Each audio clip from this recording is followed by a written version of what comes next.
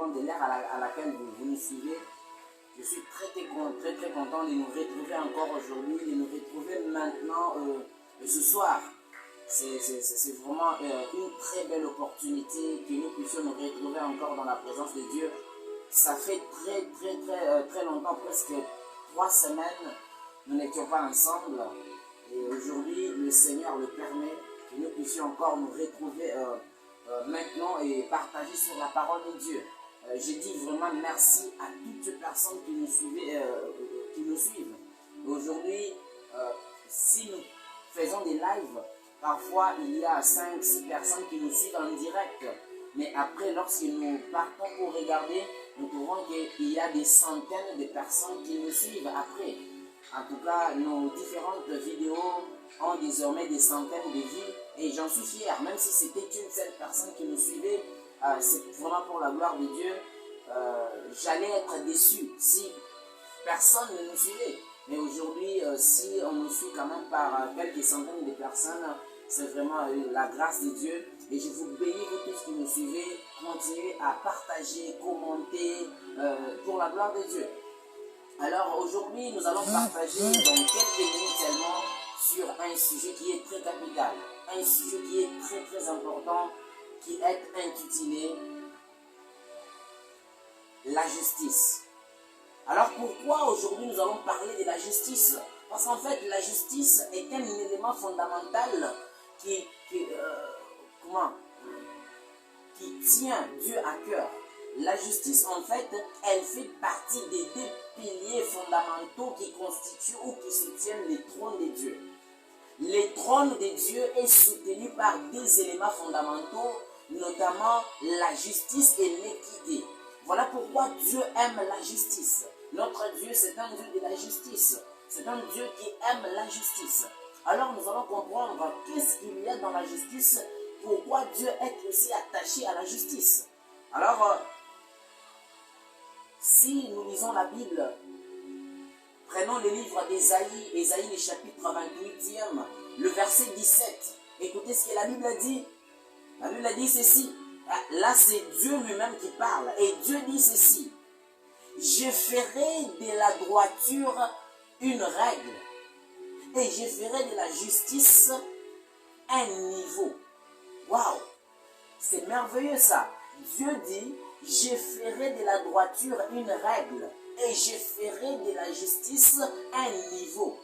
Or, la Bible dit aussi que c'est la justice qui élève une nation.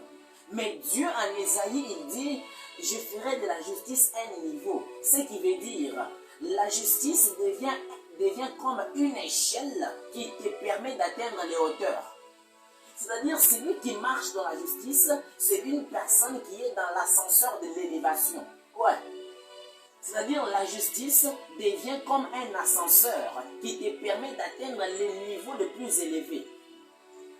La justice est un élément très capital, mes bien-aimés frères et sœurs. Voilà pourquoi, si nous lisons aussi le livre de Matthieu, chapitre 5, le verset 20, Jésus-Christ lui-même dit à ses disciples, waouh, c'est merveilleux ça. Jésus dit à ses disciples, écoutez, si votre justice ne surpasse celle des scribes et des pharisiens, alors vous n'êtes pas digne du royaume des cieux. Merveilleux ça. C'est-à-dire, pour accéder, comment la justice devient un élément essentiel qui nous donne accès dans le royaume de Dieu. La justice, selon Jésus, est un élément, est un canal, est un moyen qui nous permet d'accéder où? Au royaume des cieux. Alors je suis venu ce soir nous exhorter, nous demander, je suis venu nous dire, bien-aimés frères et sœurs, à partir de maintenant, commencez à pratiquer la justice. Vivez dans la justice, car la justice est attachée au trône de Dieu. Waouh! La justice, c'est-à-dire le trône de Dieu, est soutenu. Un Dieu aussi grand, son trône est soutenu par la justice et l'équité. Mais écoutez, on ne peut jamais parler de la justice sans parler de la droiture. Car la justice a pour principe la droiture. Alors, qu'est-ce qu'est la justice? La justice est un état d'esprit moral qui a pour principe la droiture et l'intégrité. En fait, la justice a des piliers fondamentaux qui la tiennent. Nous avons d'un côté la droiture et de l'autre côté l'intégrité. Alors, la droiture consiste à respecter ce qui revient à l'autre. La droiture consiste à respecter l'autre parce que de la même manière que toi aussi en tant qu'être humain, tu as besoin que tu es digne du respect. C'est de cette même manière que l'autre aussi en a besoin. Il faut respecter aussi le besoin de l'autre, la vie de l'autre. Alors l'intégrité, c'est le fait d'être honnête, d'être... comment? Parce qu'en fait, si tu n'es pas intègre, cela veut dire que tu manques un élément essentiel qui doit faire de toi réellement humain. Oui. C'est-à-dire, si tu n'es pas intègre, cela veut dire que tu manques encore quelque chose pour que tu sois un homme accompli. C'est-à-dire, l'intégrité, déjà les mots veulent déjà tout dire. L'intégrité, être accompli, être parfait. Ça veut dire ne pas être quelqu'un, un menteur, un voleur, un usurpateur, non. Tu es vrai. C'est ça être intègre. Être intègre, c'est être vrai. C'est être vrai. C'est être vrai. Ce n'est pas utiliser les mensonges pour obtenir l'argent.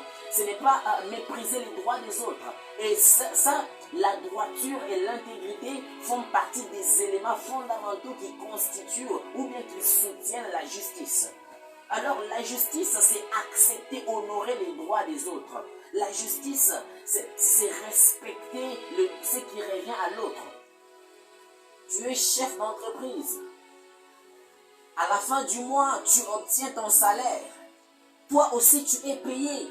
Mais quand il faut payer les employés, tu ne le payes pas. Tu prends leur salaire, tu manges. Ou tu divises leur salaire en deux. Et ça, ce n'est pas la justice.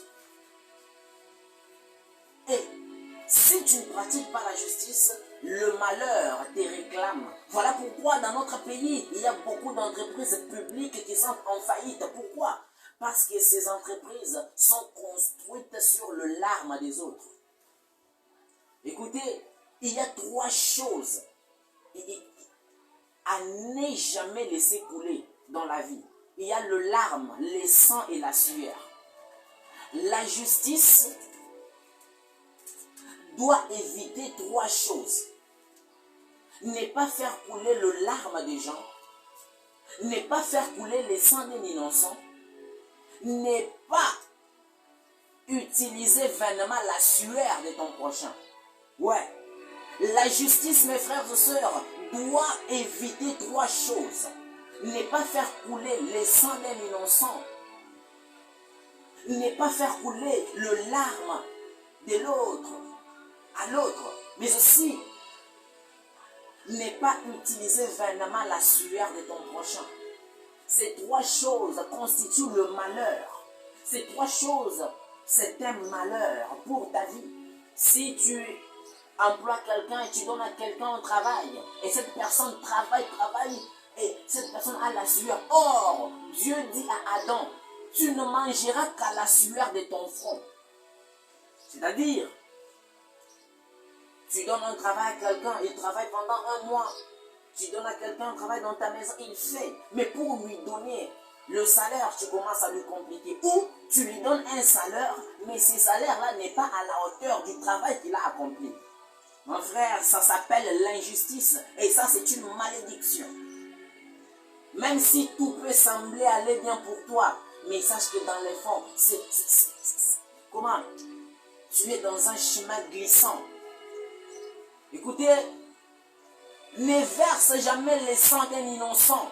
Et même si quelqu'un t'a fait du mal, tu ne peux pas verser le sang, son sang. C'est dangereux. Mais le sang d'un innocent crie. Écoutez, lorsque Caïn a tué Abel, le sang d'Abel continuait à crier. Et Dieu est descendu chercher Caïn pour lui demander, mais où est ton frère Abel? Parce que son sang crie.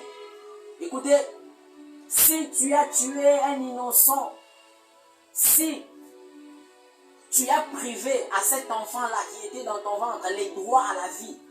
Oui, mais est-ce que l'enfant t'a fait demander d'aller commettre l'impudicité, d'aller commettre l'adultère? Est-ce que l'enfant t'avait demandé de t'épouser, d'aller te marier? Mais tu t'es marié, ok, la grossesse est venue. Mais déjà l'enfant est là. Mais pourquoi arrêter la vie de cet enfant? Bien-aimé, si tu as déjà avorté, sache que tu as versé le sang d'un innocent. Et ça, c'est l'injustice. C'est une injustice parce que tu n'as pas donné, tu n'as pas accepté à l'autre les droits à la vie. Cet enfant avait les droits à la vie et il est reparti en train de pleurer et son sang crie contre toi. Bien-aimés frères et sœurs, les sang d'un innocent parlent. Oui, les morts parlent. Les morts crient vers leur Dieu. Ils crient vers celui qui leur avait permis de vivre, mais toi, tu les as empêchés de vivre à cause de la cupidité, à cause de l'égoïsme. Oui, pourquoi il existe l'injustice? L'injustice existe parce qu'on est égoïste, parce qu'on est cupide, parce qu'on est déloyal, parce qu'on est méchant. Écoutez ce que la Bible dit. J'aimerais vous le dire aujourd'hui. Psaume chapitre 25, le verset 14. La Bible dit: l'amitié de l'Éternel est pour ceux qui les craignent. Tu veux être ami de Dieu. Tu t'es dit chrétien, tu t'es dit que tu connais Dieu. Mais si tu veux être ami de Dieu comme Abraham, tu dois apprendre à craindre Dieu. Vous savez, la crainte de Dieu, ce n'est pas seulement dans ta relation personnelle avec Dieu. Tu crains Dieu, non. Tu dois craindre Dieu à travers tes relations avec les autres. C'est à travers nos relations sociales que nous devons manifester notre crainte et notre fidélité envers Dieu. Psaume chapitre 31, le verset 19, la Bible dit: oh, Dieu a en réserve une très grande quantité de bonté pour le saint. Dieu garde, tient en réserve la bonté pour le saint. Celui qui est saint, celui qui est ami de Dieu, c'est celui qui honore la justice. C'est celui qui pratique la justice. Alléluia. Psaume chapitre 25, le verset, je crois, 4. Psaume chapitre 125, le verset 4, je crois. La Bible a dit: oh Seigneur, accorde tes bienfaits aux bons. À ceux qui sont bons, Seigneur, accorde-leur la bonté. Vous savez, les fruits de la justice nous donne l'amitié avec Dieu. La justice nous ouvre la porte à l'amitié avec Dieu. La justice nous donne accès à la bonté de Dieu. La justice nous donne accès aux bienfaits de Dieu. C'est-à-dire, 1, la justice nous donne accès à l'amitié de Dieu. 2, la justice nous donne accès à la bonté de Dieu. 3, la justice nous donne accès à la grâce de Dieu, c'est-à-dire à la bonté de Dieu. Tu veux expérimenter de grandes choses dans ta vie, mais sois juste. Accepte que l'autre a aussi les droits de manger, les droits de vivre, les droits d'être élevé. Mais pourquoi quand l'autre est élevé, tu es jaloux, tu n'es pas content de l'élévation de ton frère? Tu vas jusqu'à le calomnier, travailler pour détruire sa réputation. Ça, c'est l'injustice. Et Dieu n'aime pas ça. Ainsi, il dit à ses disciples: si vous ne saluez que ceux qui vous saluent, vous n'avez rien fait, parce que les païens que vous voyez là, ils ne saluent aussi ceux qui les saluent. Ils ne saluent que ceux qui leur saluent. Mais vous, priez pour vos ennemis. C'est ça la justice de Dieu. Priez pour vos ennemis. Bénissez ceux qui vous maudissent. Ne maudissez pas, mais bénissez ceux qui vous maudissent. C'est ça la justice de Dieu. C'est ce que Dieu nous a amené. Bien-aimé, Jésus-Christ a dit: ce que tu veux que l'on fasse pour toi, fais-le pour les autres. Est-ce que aimerais-tu être tué comme ça? Tu n'as rien fait, innocent, et on vient te tuer, on vient te ravir tes enfants, ta femme, on te ravit ce qui t'appartient. Tu travailles, on ne te donne pas un salaire. Voudrais-tu vivre ça? Mais pourquoi tu veux que les autres les vivent? Pourquoi tu ne peux pas laisser les autres vivre dans la paix? C'est dangereux. Vous savez, j'aimerais vous dire, la foi que nous avons en Dieu, cette foi, elle n'est pas une fin. En fait, la foi n'est pas une fin, mais la foi est un moyen. La foi est un moyen qui nous permet de rencontrer Dieu. La foi est un moyen qui nous donne accès dans la présence de Dieu. Mais la foi n'est pas une fin. C'est-à-dire, lorsque tu crois en Jésus-Christ, tu as directement la vie éternelle. Parce que la vie éternelle, elle est gratuite. Mais vivre en Christ n'est pas une vie relative, mais c'est une vie normative. Qu'est-ce que ça veut dire? Si tu entres en Christ, tu obtiens la vie éternelle gratuitement. Mais vivre maintenant cette vie-là en Christ, il y a des normes, il y a des principes à respecter pour demeurer dans cette vie chrétienne. C'est pourquoi Dieu nous enseigne la justice. De pratiquer la justice, c'est un des principes de la vie chrétienne. Et si tu ne pratiques pas la justice, alors tu es exclu du salut. Tu n'appartiens pas à Christ. Pourquoi? Parce que tu ne manifestes pas celui en qui tu as cru. Écoutez, ce n'est pas parce que tu as l'invitation du roi que tu dois les rencontrer comme tu veux. Ce n'est pas parce que le président de la République t'a invité chez lui que tu vas les rencontrer comme tu veux et que tu vas t'habiller comme tu veux. Non. Tu vas très bien t'habiller et quand tu arrives chez le président qui t'a donné l'invitation, tu vas respecter les protocoles. Ouais. C'est la même chose en Dieu.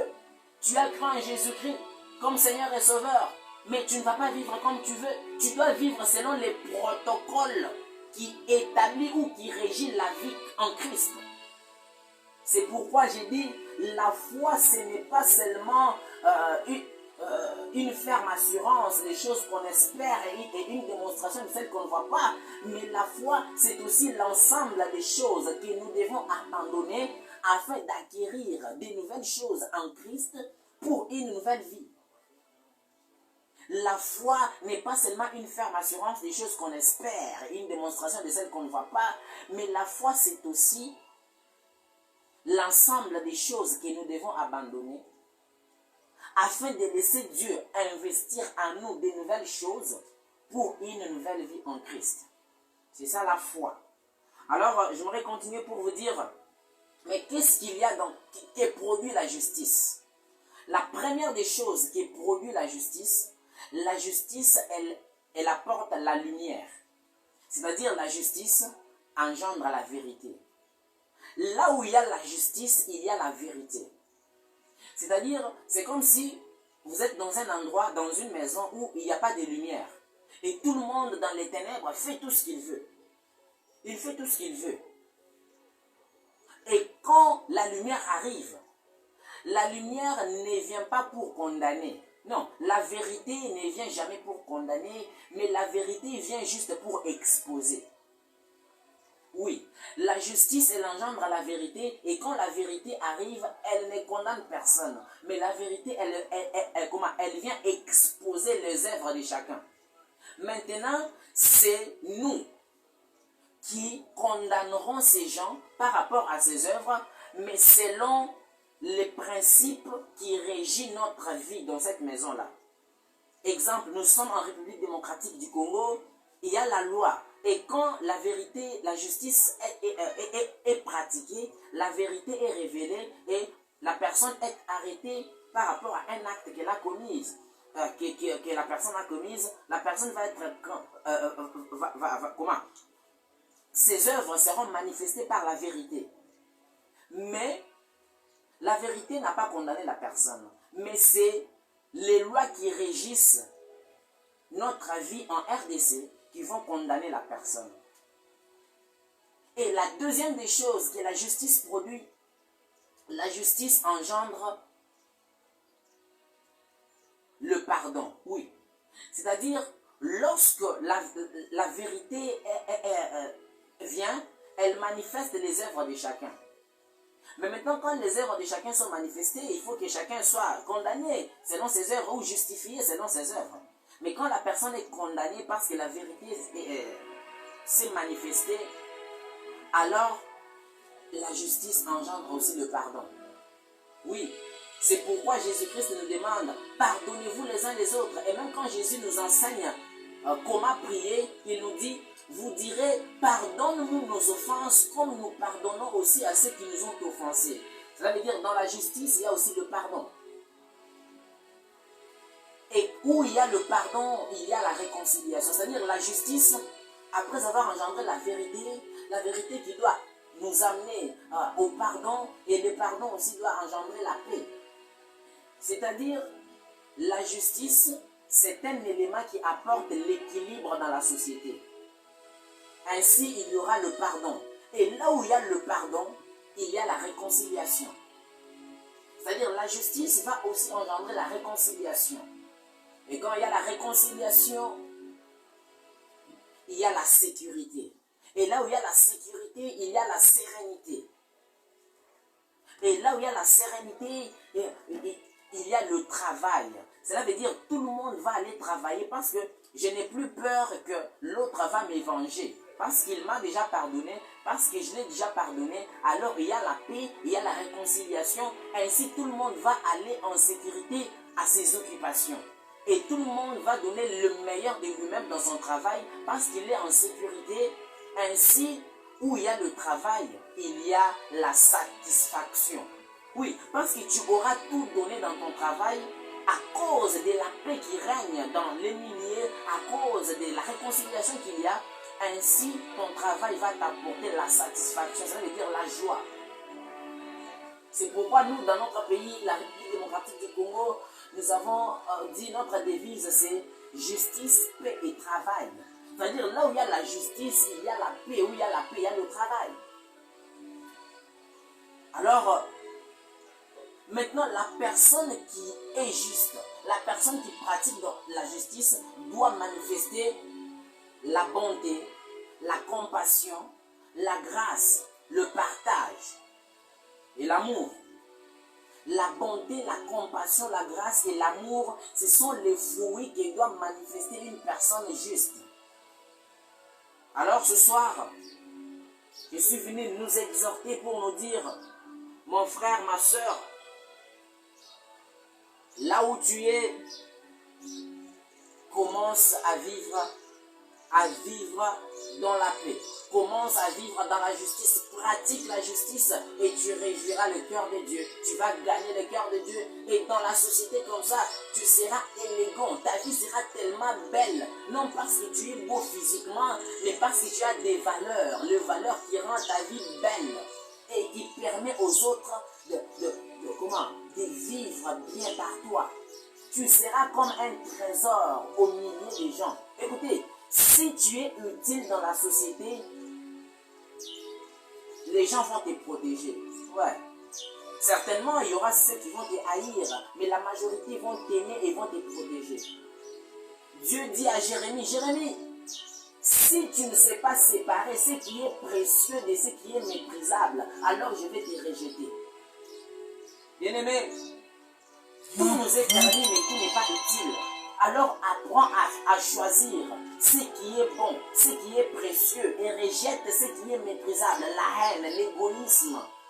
Vous savez, il y a des choses, s'il y a des choses que Dieu hait et des choses que Dieu réprime sévèrement, c'est l'incrédulité et la rébellion. Si tu es un rebelle, Dieu hait la rébellion. Regarde ce qu'il a fait à Corée. Corée qui s'opposait à l'autorité de Moïse. La terre s'est ouverte et les a avalés vivants. La terre les a engloutis tous vivants. Pourquoi? Parce que la rébellion est engendrée par l'égoïsme, l'insatisfaction, la cupidité et la haine. Et ces choses sont des choses que Dieu hait de tout son cœur.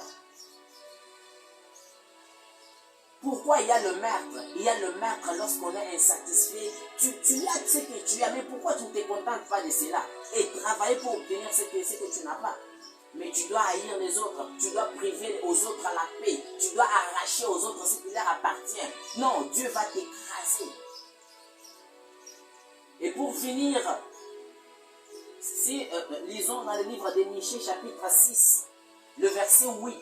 La Bible a dit, ô homme, On t'a appris ce qui est bon pour toi. On t'a enseigné ce qui est précieux pour toi. Tu connais déjà ce que tu dois faire. Mais ce que Dieu attend de toi, c'est que tu pratiques, 1, la justice, 2, que tu pratiques la miséricorde, et 3, que tu sois humble devant Dieu. C'est-à-dire la justice doit nous amener à manifester 2 éléments principaux, 2 éléments qui sont capitaux. 1, pratiquer la bonté. 2, l'humilité. Celui qui est juste est toujours humble. Et la Bible dit, recherchez la paix avec tous et la sanctification sans laquelle personne ne verra le Seigneur. Écoutez, pour qu'il y ait la paix, il faut parfois que tu acceptes de perdre ta raison et de donner ta raison là à celui qui a tort. Ainsi, il y aura la paix. Parce que parfois, tu peux vouloir prouver que tu as raison, mais ça n'aide pas à l'environnement d'avoir la paix.